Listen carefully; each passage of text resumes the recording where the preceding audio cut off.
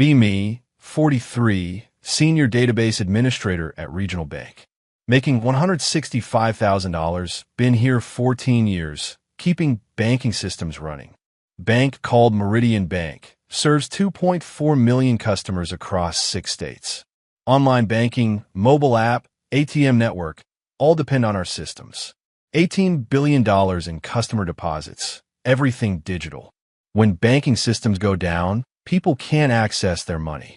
Can't pay rent, can't buy groceries, can't get cash. March 2025, bank hires new CIO named Christina. Age 39, came from fintech startup, democratized technology philosophy. First IT leadership meeting, she announces her vision. Technology access should be distributed, not concentrated. Too much power in hands of small server team creates risk. I'm sitting there thinking, concentrated expertise prevents disasters. That's why we have trained database administrators. About to watch banking platform crash for 48 hours. Because CIO thought server passwords were about power dynamics. Let me show you exactly how locking out experts shut down the bank. March 2025, Meridian Bank IT, before Christina. Infrastructure team, 10 people, all critical banking systems experts. 8 men, 2 women, all with years of financial systems experience. I'm Senior Database Administrator, 18 years in banking IT. Manage production databases, handle all customer accounts. Every transaction, every balance, every transfer goes through my systems. Report to CIO, manage database infrastructure.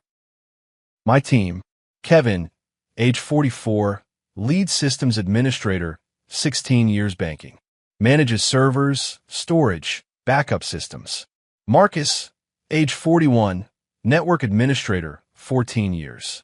Handles switches, routers, firewall for banking network. David, age 40, middleware administrator, 12 years. Manages application servers, integration layers. James, age 38, storage administrator, 11 years. Maintains SAN storage, disaster recovery systems. Tom, age 42, Unix administrator, 15 years. Manages core banking servers, AIX systems. Robert, age 39, Windows administrator, 10 years. Handles Active Directory, authentication systems. 2 women on team. Sarah, age 30, junior systems admin, 3 years. Smart but still learning banking systems.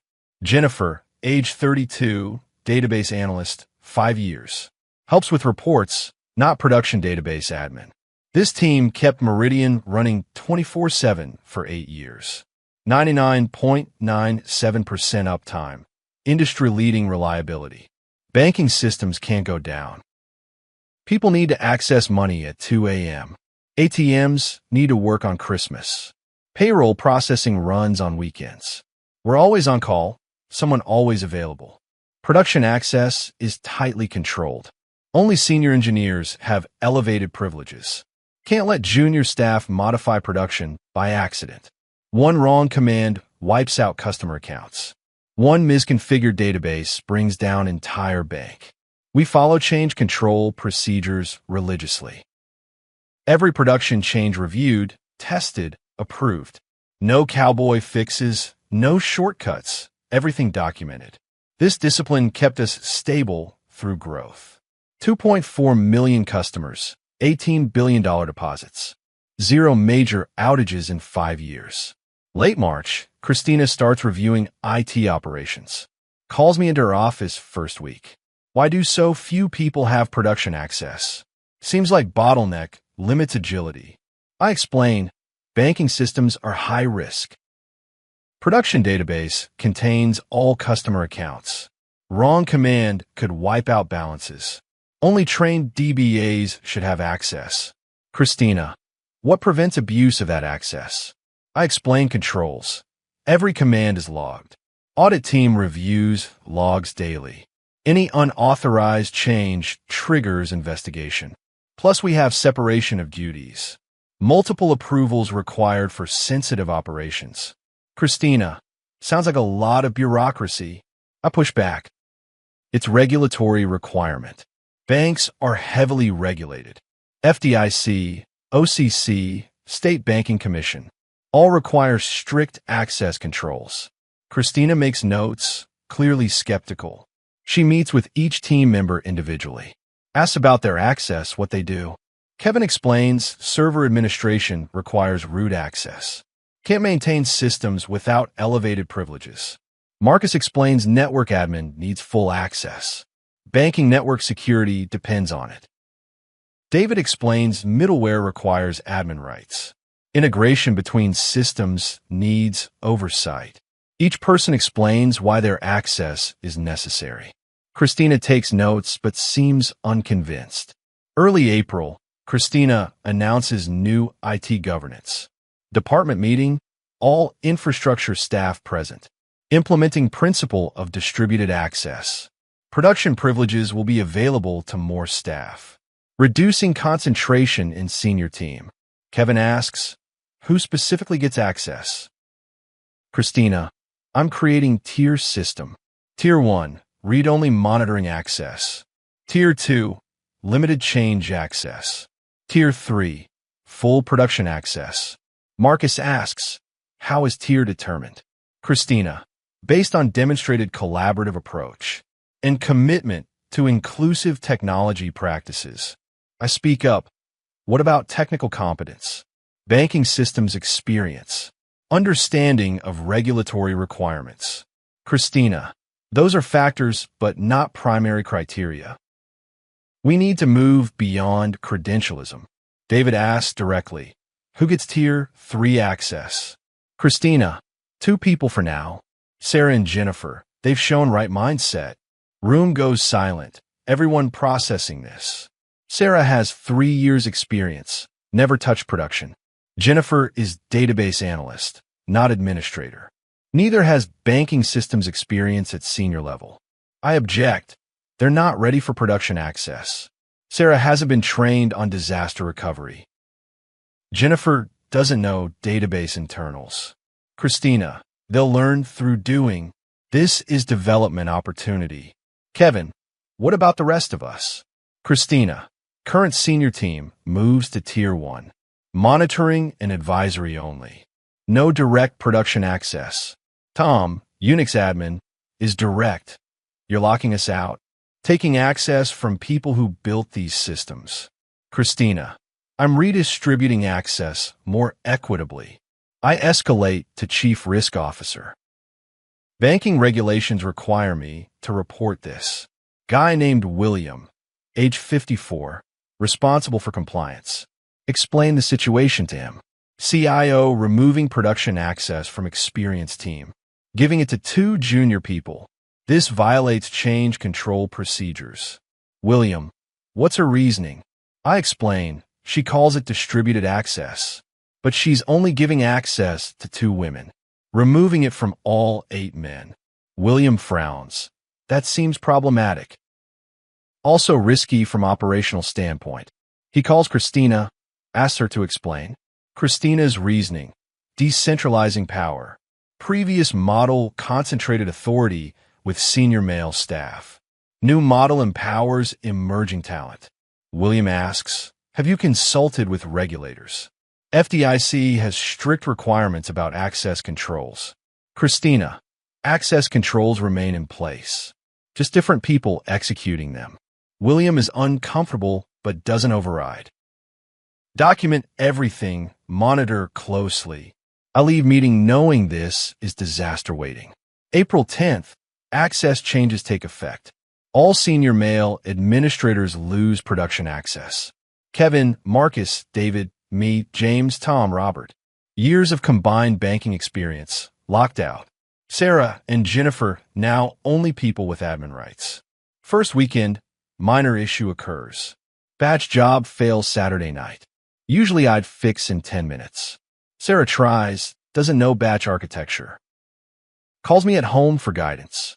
I walk her through remotely over phone. Takes 2 hours, batch completes late. Some customer statements delayed. Not critical, but concerning. Next week, server needs patching.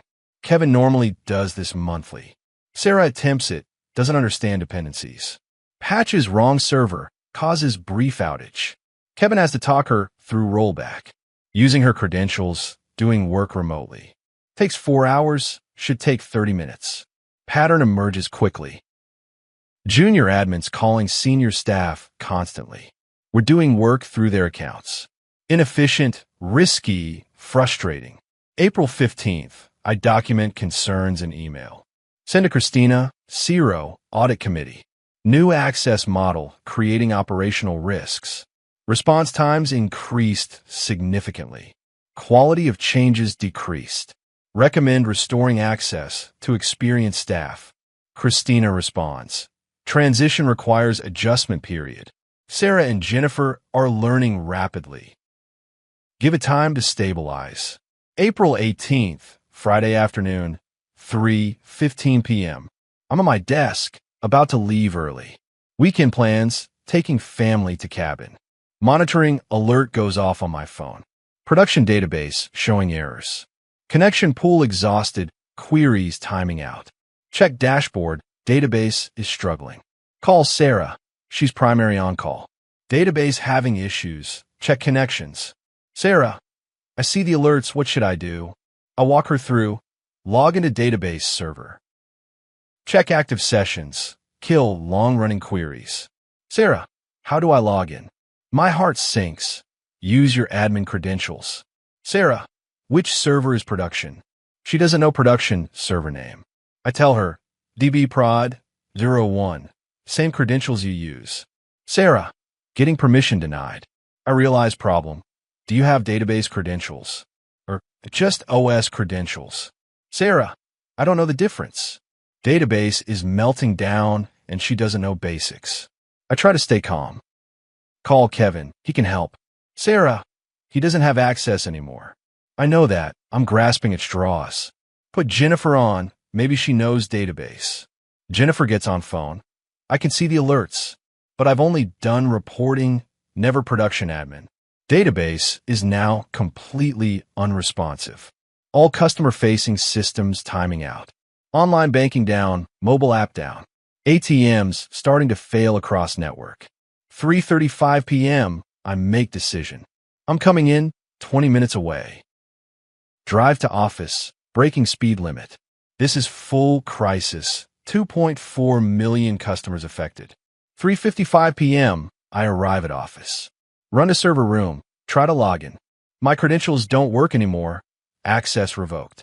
Sarah, log in on your account. She logs in, I look over her shoulder. Database is corrupted. Index failure. Need to rebuild indexes. Take specific commands. I tell her exact commands to type. She types them, getting syntax errors. She's never done this before, doesn't understand. I try different approach. Restart database service. Sarah, how do I do that? I walk her through, step by step. But she keeps making mistakes. Typing wrong commands, wrong syntax. Database won't restart, stays down. 4:20 p.m., call Christina. She's at conference, not happy to be interrupted. Production database is down. All banking systems offline. Need my access restored immediately. Christina, why can't Sarah handle it? I'm frustrated. She doesn't have experience. This is database corruption, complex recovery. Christina, then guide her through it. I'm already doing that. It's not working. She doesn't have foundational knowledge. Takes years to learn database internals. Christina, figure out. I'm in session. Hangs up on me. 4:30 p.m. Situation deteriorating. All customer services down for over an hour. Call center flooded with complaints. People can't access accounts. Can't check balances. Can't transfer money. Can't pay bills that are due today. Customer service has no answers. Systems are down. We're working on it. 4:45 p.m. I try more advanced recovery. Need to restore from backup. But backup procedures are complex. Sarah doesn't know backup architecture.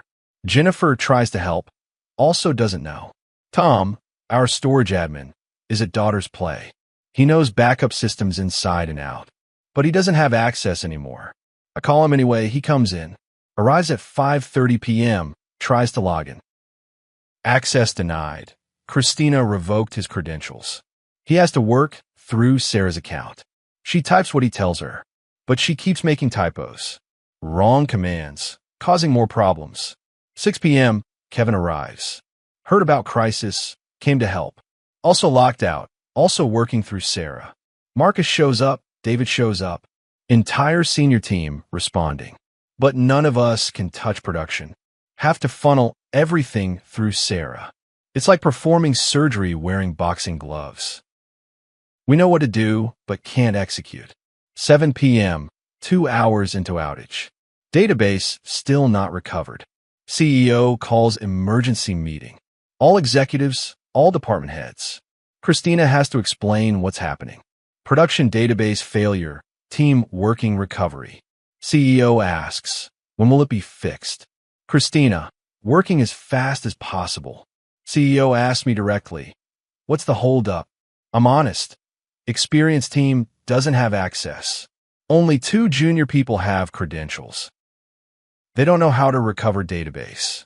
CEO looks at Christina. Why don't they have access? Christina, I restructured access for better distribution. CEO, in middle of this, give them access back. Christina, that undermines the new structure. CEO is angry now. We're losing millions per hour. Give them access immediately. Christina finally agrees, starts reset process. But restoring access takes time. Have to regenerate credentials, update systems. Takes 90 minutes to restore everyone's access. By 8:30 p.m., I finally have my own credentials. Can directly access production database. Assess damage, it's worse than I thought. Database corruption spread while we fumbled. Multiple indexes corrupted, some data inconsistent. Need full recovery from backup. Process takes minimum 8 hours. Tell CEO, we're down until tomorrow morning minimum. CEO, tomorrow is Saturday. People need money. I know. Working as fast as possible. 9 p.m. Friday. Recovery process begins. Restoring database from midnight backup. That's Thursday midnight, 21 hours old. All Friday transactions will be lost. Customer deposits, withdrawals, everything. We'll have to reconcile manually afterward. Recovery runs through the night. I'm monitoring every step. Kevin, Marcus, Tom, all staying. None of us going home until this is fixed. Midnight, recovery 25% complete.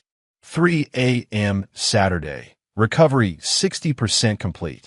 6 a.m. Saturday, recovery 90% complete.